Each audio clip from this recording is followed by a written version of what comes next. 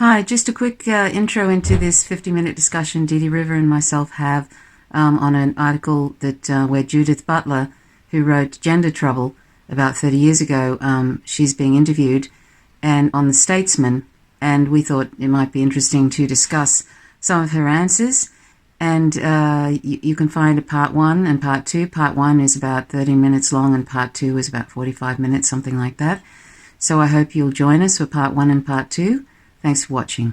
So here's part 2 of this article by Judith Butler titled Judith Butler on the Culture Wars, K Rowling and Living in, quote, Anti-Intellectual Times.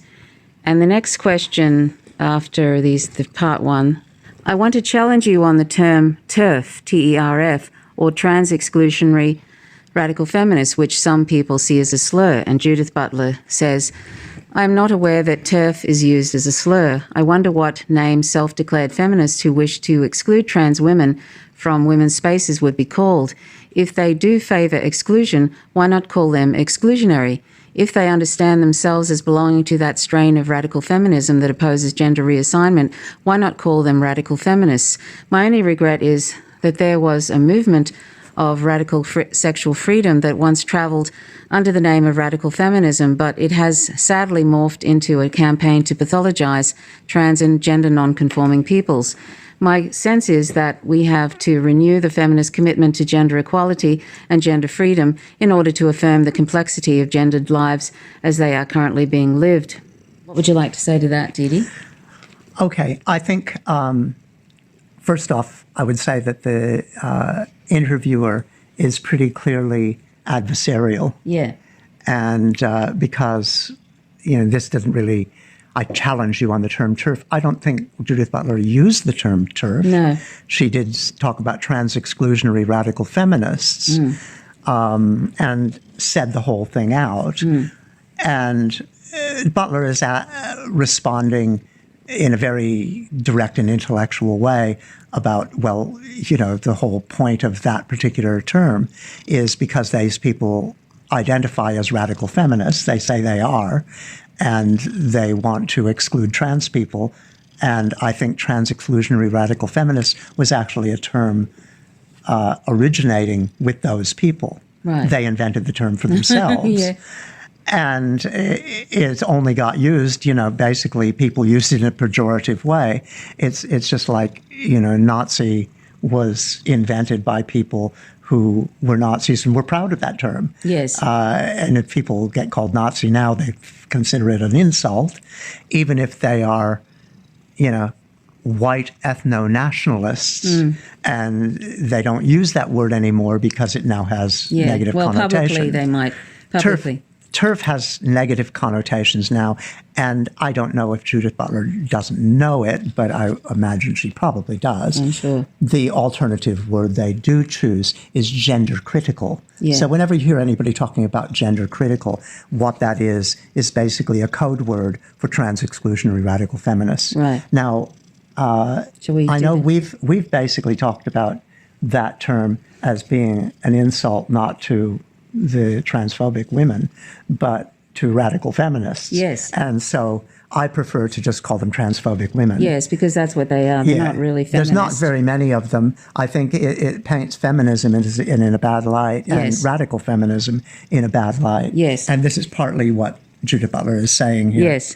With the fact that the movement was very clearly a radical sexual freedom movement. Yeah. And now it's turned into, thanks to the TERFs, it's turned into something that is conservative, negative, bigoted, and so on. Yeah. Okay, so then the interviewer says, the consensus among progressives seems to be that feminists who are on K Rowling's side of the argument are on the wrong side of history. Is this fair, or is there any merit in their arguments? Okay, you're going to read Butler's response? Sorry. Let us, Judith Butler, let us be clear that the debate here is not between feminists and trans activists. There are trans affirmative feminists, and many trans people are also committed feminists. So one clear problem is the framing that acts as if the debate is between feminists and trans people. It is not. One reason to militate against the framing is because trans activism is linked to queer activism and to feminist legacies that remain very alive today. Feminism has always been committed to the proposition that the social meanings of what it is to be a man or a woman are not yet settled. We tell histories about what is meant to be a woman at a certain time and place, and we track the transformation of those categories over time. We depend on gender as a historical category, and that means we do not yet know all the ways it may come to signify, and we are open to new understandings of its social meanings. It would be a disaster for feminism to return either to a strictly biological understanding of gender or to reduce social conduct to a body part or to impose fearful fantasies, their own anxieties on trans women. Their abiding and very real sense of gender ought to be recognised socially and publicly as a relatively simple matter of according another human dignity. The trans exclusionary radical feminist position attacks the dignity of trans people. What would you say to that, Dee Dee? Yeah, I would say, the first bit is, that's why, I thought, yes, let's hear Judith's talk, because she is absolutely clear and incredibly right about the way that question was framed. That whole framing of the two sides, where you create, you give an immense sort of power to K Rowling and a handful of bigots, really. Yeah. And you put that against, so-called trans activists. Yeah. And it's a nonsense, because most feminists, most women don't have a problem with trans people. Yeah. And so, it basically is a misrepresentation of feminism and a misrepresentation of women's things. I know when we were doing the activism for the legal changes here in Tasmania. And Dee Dee, by the way, was one of the main legislation writers in Tasmania for that new trans legislation. There was a group, Women Speak Tasmania, who were talking about, from a woman's perspective and all this sort of thing. Yeah. And the major women's organizations, the ones who actually run the refuges and shelters and so on, came out, the Women's Legal Center, came out and said, look, these people do not represent us. They haven't spoken to us. They haven't, as far as we know, spoken to any women. Trans people are already using these services. We already have it open to that, and there isn't a problem. Trans people tend to be more victimized than women, and are more vulnerable, and so you get this really clear thing that's ignored by the people who are actually on the coalface of a lot of feminist things, women's refuges and feminist issues, who say we are not being represented by these people who claim to be representing women. And they are not people, like in Tasmania, it was basically two people. Yes. And yes, they were incredibly dedicated. They spent Women Speak. Yeah. They were incredibly dedicated. They went and did, lobbying, and they did articles, and they did interviews, and they were everywhere. They spent every waking moment trying to spread hatred about trans people. Yeah. But there's only basically two of them. Yeah, and eventually they got a man to speak for them, which was really bizarre. Yeah. They got a man to speak in that was in the Legislative Council. Yeah. Anyway. Well, that was when they were working with the Catholics. Yeah, with the how Catholic bizarre. Church and the Catholic Women's Group. And that shows exactly where they're at. Yeah. Yes, exactly. Anyway, shall we go on to the next one? Yeah, I think some of the other things that she said about feminism and gender being, one of the great things about feminism was that questioning of what gender is and what gender roles are, and trying to explode this notion of biological essentialism, because biological essentialism was the bit that was saying, well, women are just less smart, they're less intellectual, they don't have the skills men have, they're nurturing, they should be at home with the baby, all this sort of stuff. That's essentialism, and that's, Yeah. And there is a school of radical feminists who try to elevate that and say, yes, we're nurturing, and that's better than, the intellectuals. But that's kind of a perversion too. It's just taking those same categories and reversing who's on top. Yeah. Yes. Yes. But the categories themselves are hugely problematic. Yes. And Butler is saying that, and that a lot of the job of feminism was deconstructing all of that. Yeah. And actually, and I love the bit where she said, it's a disaster for feminism to return to either a strictly biological understanding of gender, or to reduce social conduct to a body part, or impose fearful fantasy or their own anxieties. And that's what these transphobic women are doing. Yes. Yeah.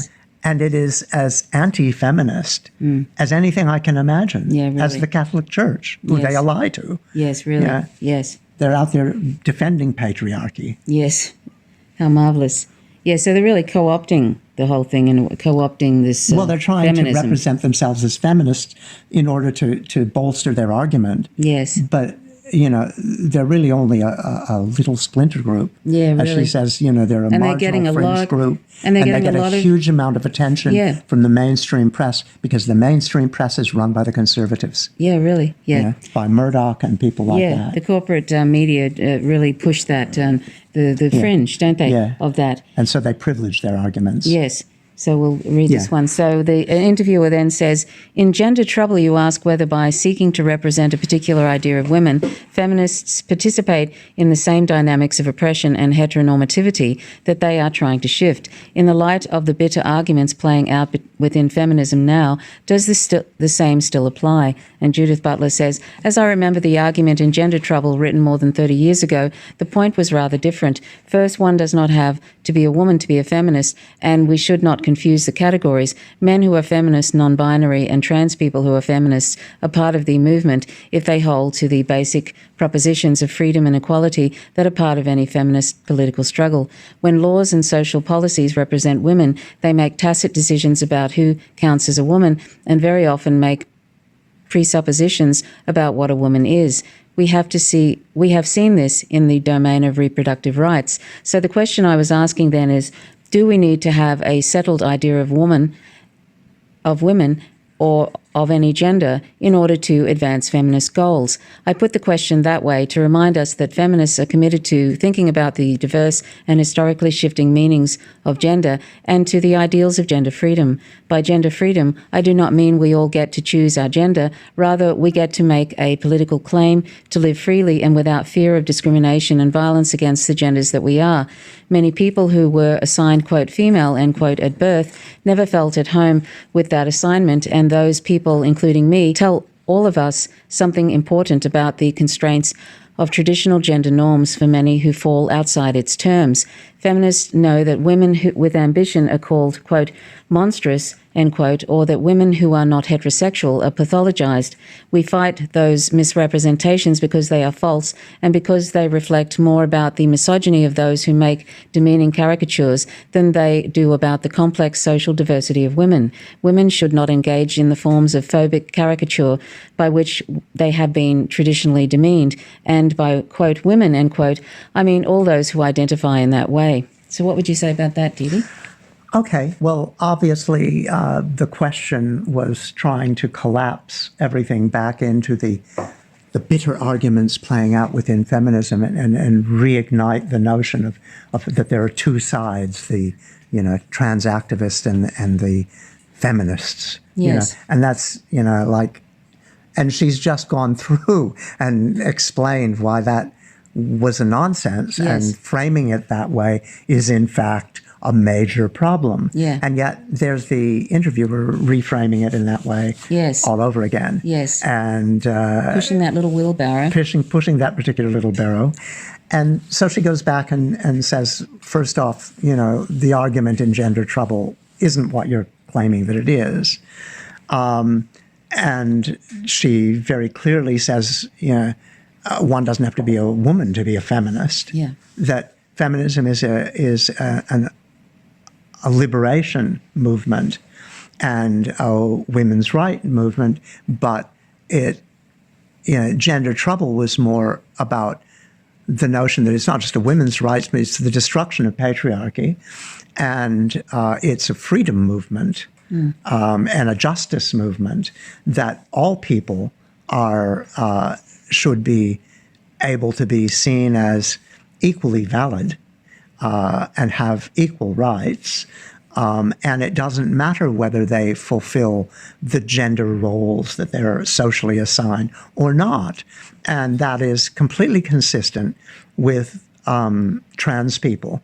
That trans people, whether they're trans female, trans male, non-binary, are all the gender that they are. And they should be able to express the gender that they are. And it shouldn't really be an issue. No. I mean, this is where I really, I guess my thing is that it really shouldn't be an issue, that gender is really a human behavior. It's part of human expression. And your gender isn't bound by two.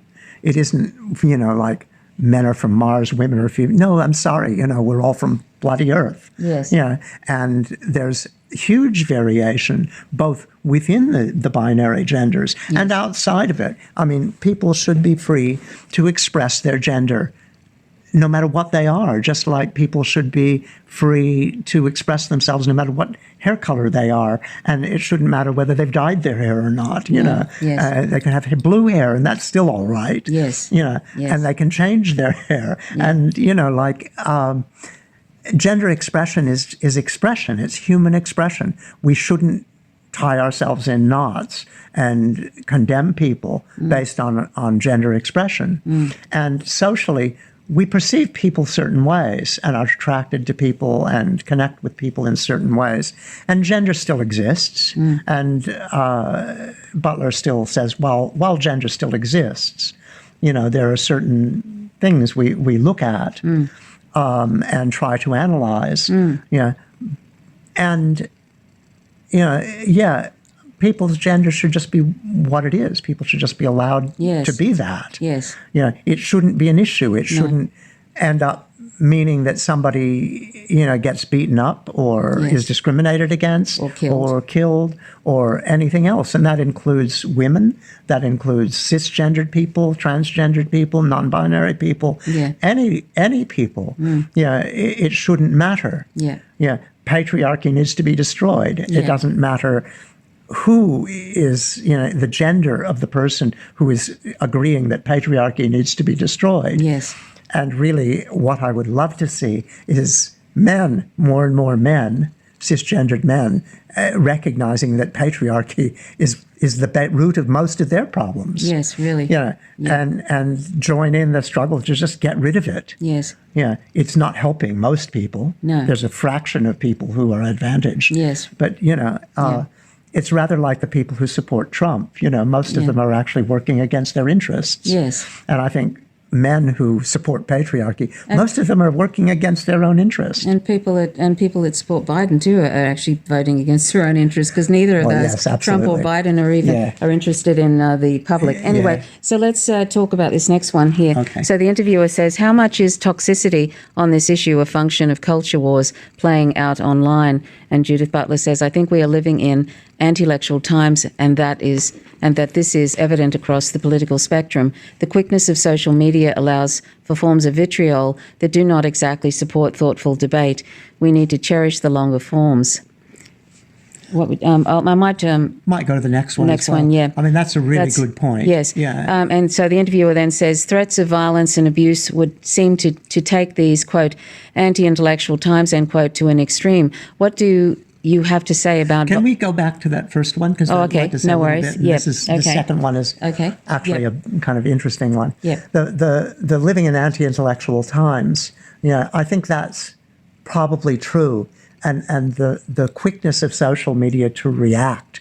It's YouTube is just full of reaction videos, and people love reaction videos. Yeah. And the more extreme the reaction, the more people get off on it. It's like a vicarious hit when somebody gets angry or upset, crying and sad and suicidal and all that kind of stuff. Yeah. People get some sort of emotional thrill out of that. Yeah.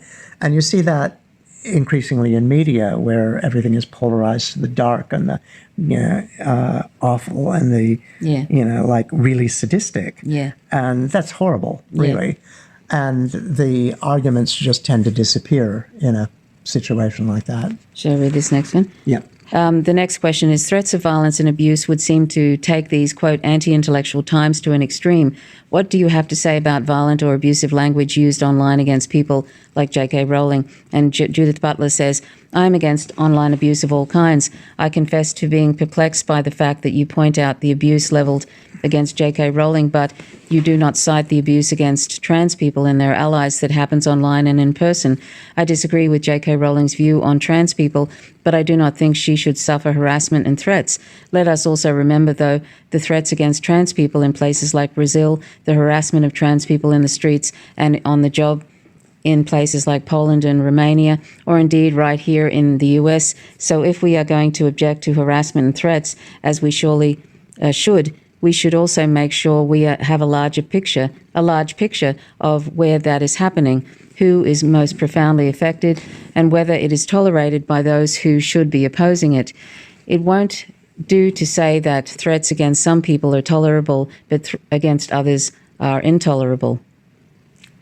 What would you like to say? Okay, well, I think, again, you can see the biases of the interviewer really clearly here. Yeah, sure. Like, oh, what about poor J.K.? Poor J.K. Rowling, yes, she's been canceled. Well, she can't be canceled, first off. It's a ridiculous notion. Yeah. And if people want to do some sort of what do you call it? I really wonder whether she used part of that to actually just get a whole big boosting of her book, her book that she's releasing, because it's a transphobic book. Yeah, which is a transphobic book. But I mean, it's interesting. I wonder if she, even though she sort of says how awful it is that she's being harassed and all of this online, it actually has probably boosted her book sales tremendously. Well, I kind of also question how harassed really is she? Yeah. I mean, she's got enough money. She probably has people read her messages. I don't think she sits there and obsessively reads all the comments on Facebook or on Twitter Isn't about she a billionaire her. Or something? Yeah. And I'm sure she has, personal assistants and stuff who do that. And she probably, if she was actually physically threatened, she could have security guards and stuff like that. Yeah. The thing Butler is pointing out is when you look at the vitriol given to J.K. Rowling, well, people have put out critical stuff. I haven't seen a lot of real vitriol towards Rowling. I've seen her described as a bigot, which is fair enough. Yeah. But you look at something like when Chelsea Manning comes up and the amount of awful things, and when other trans people. You look at the comments or anything is written about trans rights, and they are disgusting and vile and abusive. And you have trans people being accused, like during the legal thing. I mean, I remember there was one 16-year-old trans girl who was being abused by some street corner preacher, and somebody came up and punched her. Yeah. I mean, this is like she was a 16-year-old girl being punched by some man. And this is a reality for trans people. And this is in real life, and she doesn't have security guards, and like people get abused in real life, in their jobs, and online is the most toxic and incredibly toxic environment you can imagine for a lot of trans people. Yeah, and on the streets. And on the street. And of trans course, women are murdered and by people, the dozens. Yeah, people are murdered. Every year. Well, not by the in the United States by the dozens. That's right. Globally by the hundreds. Yes, exactly. And this is people who are murdered because they are trans. Not just because of some other dispute. No. I mean, she sort of says the number of threats are just crazy. Yes. And to sit there and talk about, oh, poor J.K. Rowling. Yeah, really. I mean, Jesus, where's your sense of perspective Give me here? exactly. Well, that just shows exactly where the Yeah. interviewer is. Then the interviewer says, "You weren't a signatory to the open letter on, quote, cancel culture, end quote, in Harper's this summer, but did its arguments resonate with you?" And Judith Butler said, "I have mixed feelings about that letter. On the one hand, I am an educator and writer and believe in slow and thoughtful debate. I learn from being confronted and challenged, and I accept that I have made some significant errors in my public life.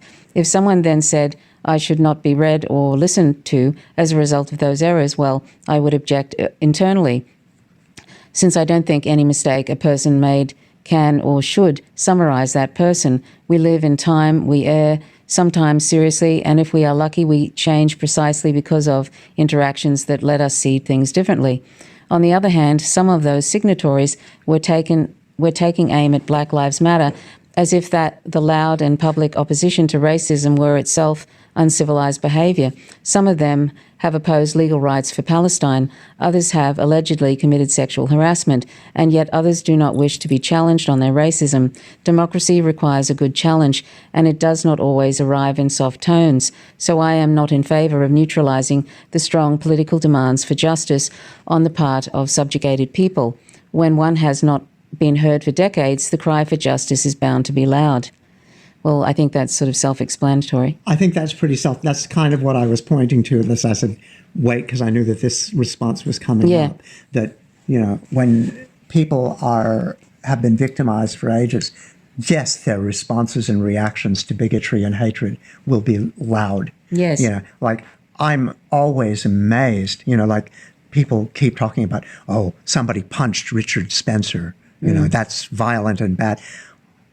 Richard Spencer is a Nazi. Yeah. It still doesn't justify violence. It doesn't justify violence, but I mean, he's somebody who would probably want to see people rounded up and killed. But it still doesn't justify it. And it still doesn't justify it. Yeah. But one can understand. Sure. I'm always amazed that there isn't more violent reaction. Sure. You look at the violence that's gone on in the Black Lives Matter things, the protests that are going on, and you've got black people being shot and things like that, and the people who shoot them praised as a hero. Yeah. And the amount of pursuit. You have somebody who does something like that on the other side, and the person who is presumed to do it, they just walk over and blow him away with multiple gunshots out of nowhere. I mean, it's basically a hit squad. There's no justice there. There's no he wasn't a danger or anything like that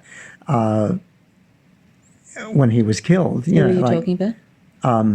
What's his name? The one who... Michael Reinold. Michael Reinold, Yeah. I mean, Michael Reinold, when he was killed, he wasn't doing anything. It was an execution. Yeah.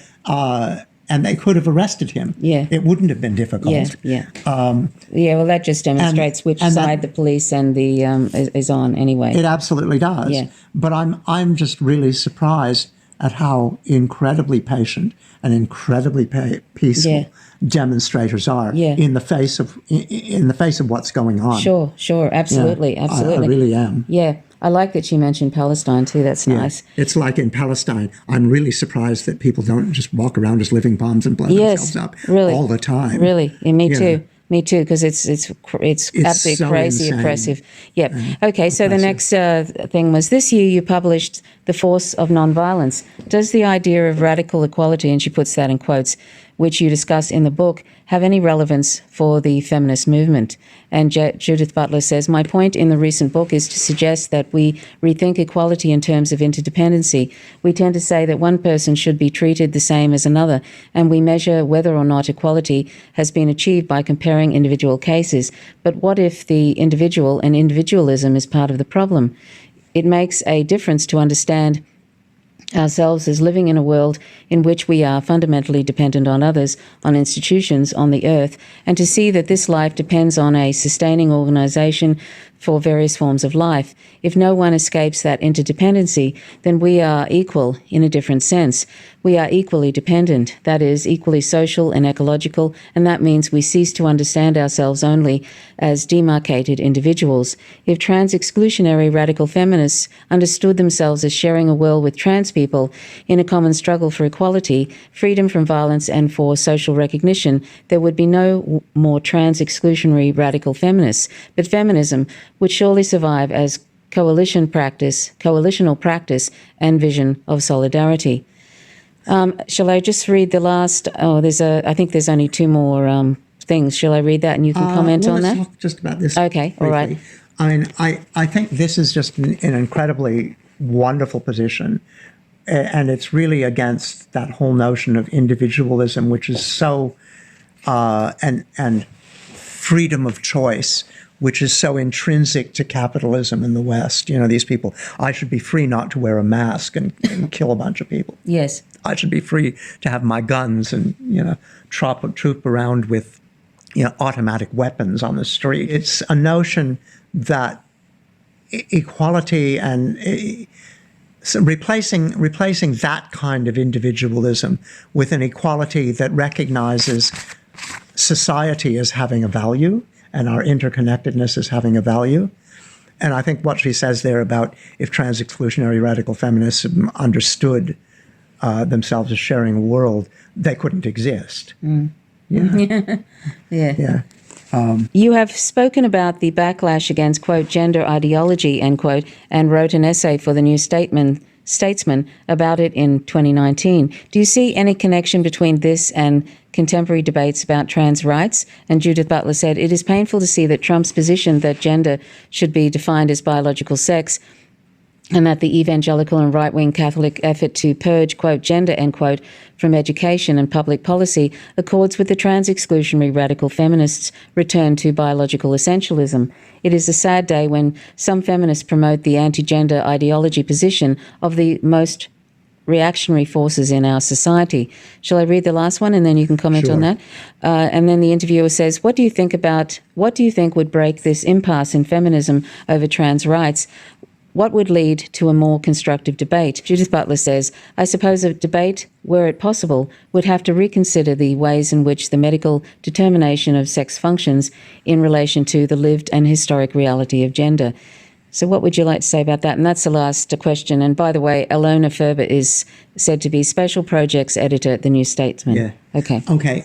Well, the first bit, Butler's response was basically that, it's awful, the kind of right-wing anti-trans and really anti-feminist assertion of a woman's place and women as biological and the attempt to push femininity and masculinity as opposite things and to try and crush trans people. But also, I mean, you can see with Ruth Bader Ginsburg, like the agenda is to get rid of abortion, to just wind back women's rights as far as they can, because it goes from one to the other. The culture war doesn't stop with trans people. They're just the low-hanging fruit. Yeah. Then it'll go after gay people, then it'll go after women. Yeah. If not women first with the abortion thing. Yeah. I'll also say, again, the interviewer keeps framing it in terms of, the contemporary debates about trans rights as if this is, big, and the impasse in feminism over trans rights. Yeah. I mean, give me a freaking break. Yeah, really. It's only an impasse in the minds of the mainstream media. Yeah. Who are run by conservative people. We should call them corporate media because they're not really mainstream. Okay, corporate media, yeah. Yeah. The Murdoch media. Yeah, the Murdoch media. And in the last one, she says, I suppose a debate, were it possible, would be to reconsider the ways in which the medical determination of sex, in other words, the assigned sex at birth, functions in relation to the lived and historical reality of gender. Like, what does assigning sex at birth really mean to people? And for people? What should it mean? Now, she's saying that would be the only real debate if it were possible. That might be a constructive debate. Yeah. Like, what does assigning somebody an F mean for how they live Yeah. and how they have lived? Yeah. You know, what does it mean? You know, like, does that mean you're going to be a housewife? Does that mean, you know, if you're given an F, that your only choice is, you know, your best choices are school teacher or nurse? Yeah. You know, Yeah. as for so many people it was. Yeah. You know, either that or housewife. Yeah. Yeah. Mother and caregiver and, you know, support in the reproduction of the worker. Yeah. Yeah. And how that's changed. I mean, it's never been clear. There's always been huge variation.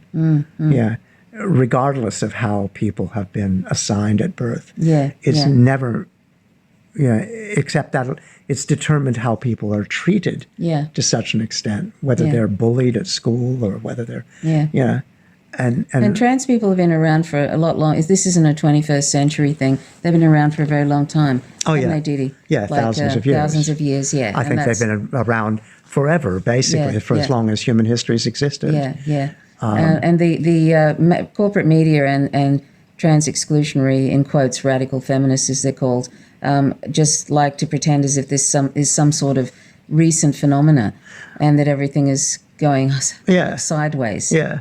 I mean, culturally, there's been various things for a third gender or changing gender or whatever. Yeah. I think the actual use of hormones and stuff makes it a little bit different now.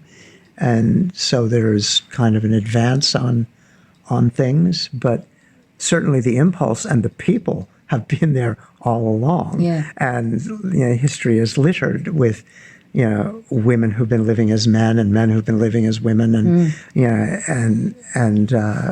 and then were discovered somewhere along the line. Yeah. Often after they've been living with some, a woman has been living with some woman as her husband for 2 decades, and then ends up going to hospital and oh my God, they're really a woman. That man is really a woman. Or whatever. Yeah. I mean, the consequences have been dire. Yeah. I'd say a lot of the homophobia directed at trans men has actually historically been about effeminate men. Right.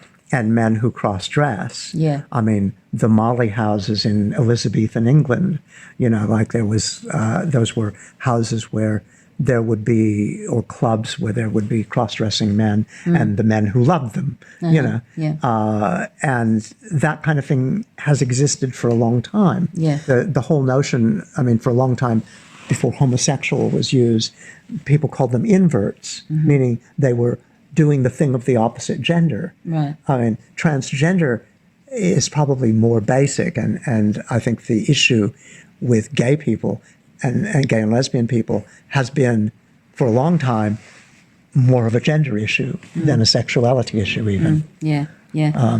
Anyway, is there anything else you want to say about No, that? I think her thing was interesting. I mean, I think people need to understand that what she's saying is, that it's, the interesting debate would be a discussion of how assigning a gender at birth has impacted people and what it means. Yes.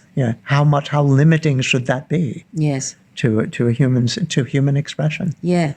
Anyway, anything else? Anyway, Steve? no, that was wonderful. I love Butler's work. Yeah. She's so concise. Yeah. She's so so clear measured. and very measured. Yes, yes. Yeah. Anyway, I was speaking to Didi River, and Didi was the main legislation writer for the birth legislation. Certificate legislation. Yeah. Trish was there every step of the way. I was there too. Okay, well, thanks very much for watching. My name's Trish Roberts, and this is Didi River. You're watching Faint Signals from Viga. Till next time. Bye for now. Yeah.